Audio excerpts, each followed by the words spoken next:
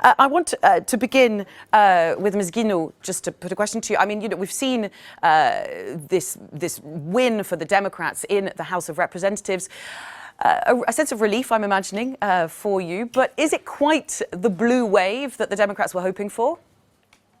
Well, I think that it was a blue wave, and I think we achieved the objectives that we gave to ourselves, which was to take back the House.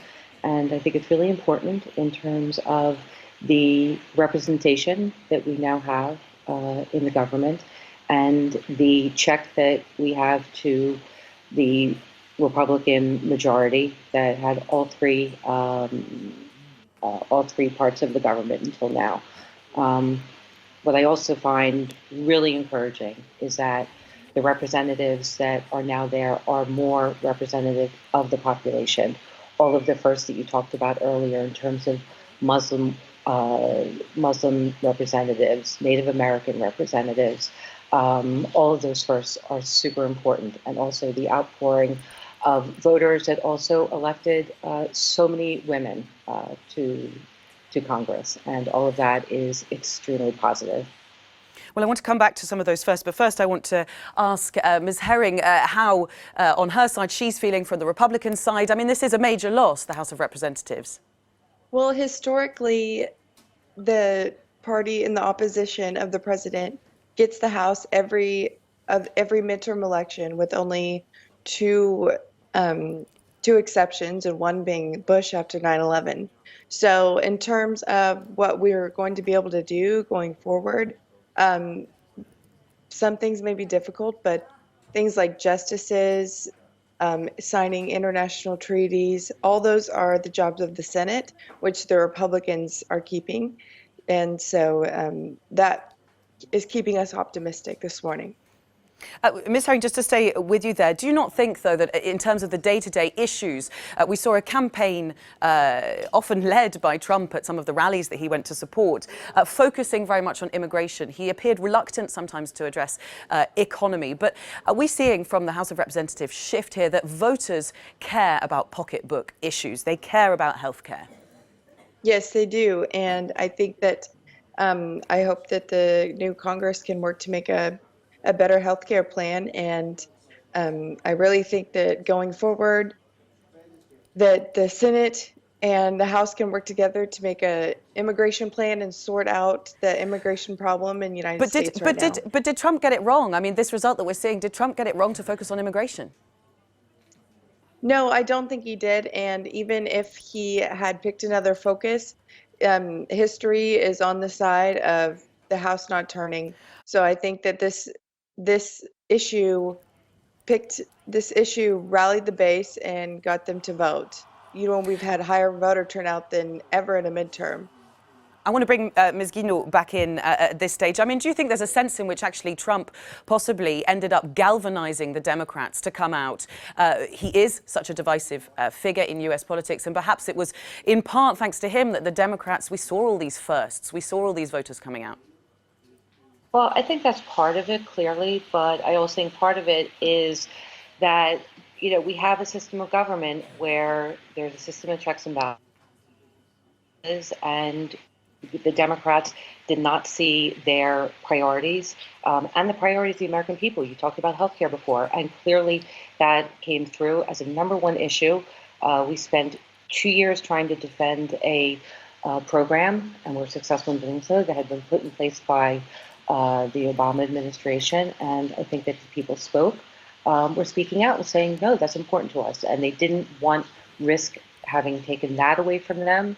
And I think that Mitch McConnell was extremely clear that if the Republicans had kept the majority, then they would have gone after programs like Medicare and Medicaid and Social Security. And those are basic needs for the average American. And I think the average American is saying that this administration is focusing on taking care of the top 1%, and it was 99% that spoke. You're both voters. I'd love to know, were you voting when you went to the polls? Were you voting, or when you sent in your ballot paper? Were you voting along character lines? Right at the top, was this a referendum on Trump, or were you voting on issue lines? I'll start with Rachel, with Ms. Herring, and then we'll go over to Ms. Guinaud. I was voting on issues. I was voting on keeping the liberties that our Constitution grants us, and also with the economy. Um, the results have just been astonishing after Trump took office, and that is what drove me to the polls this term. Ms. Guinaud. To be perfectly honest, I was voting for our democracy. I was very concerned about the continuation of a complete majority by the Republicans and what they threatened to do in terms of um, the safety net that the average American needs.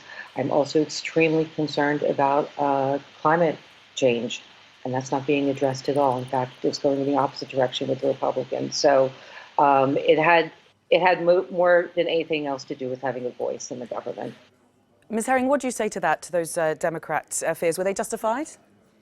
No, I don't think so, and I think that you know the president hasn't the president and Congress, they are not going against the environment or going after Medicare, Medicaid, and Social Security. I think they want to have a reformed healthcare plan that is good for all Americans, and not to find a solution without just having totally socialized healthcare.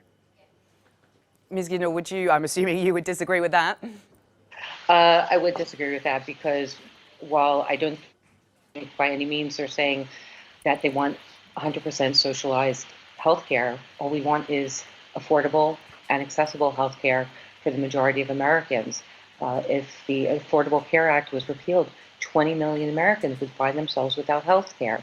And that's just not acceptable. It's also not acceptable that people have to crowdfund to have their serious healthcare needs taken care of. So, and I think we have a very serious concern with the deficit. And the answer, after having cut taxes for the top 1% and corporations that drove up the deficit by over $1 trillion, the answer that they kept coming to was Medicare, Medicaid, and Social Security. And those are by no ways entitlement. They are programs where people put aside money of their own and save for their retirement. So I think that it is extremely important that the Democrats can continue to fight for the average American and improving their quality of life.